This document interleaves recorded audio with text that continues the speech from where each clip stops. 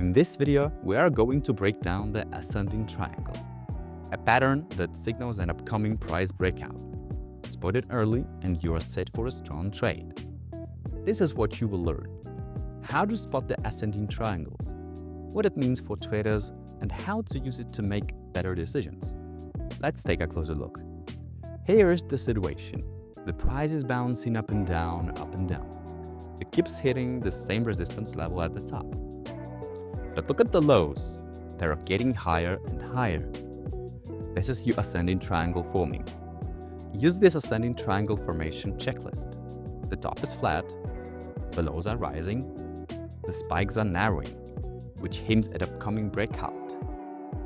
If buyers win the battle, price surges past resistance, which means it's time to go long. If the price breaks below this support level, it means the bears won, and it's time to go short. But here's the catch. Not all breakouts are created equal. Sometimes price fakes a move and drops instead.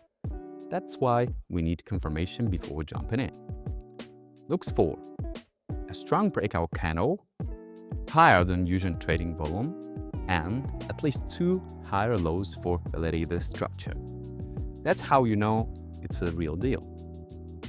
So, how do you trade the ascending triangle?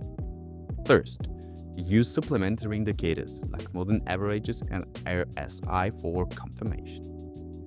You can learn more about them in our previous video. The link's up top.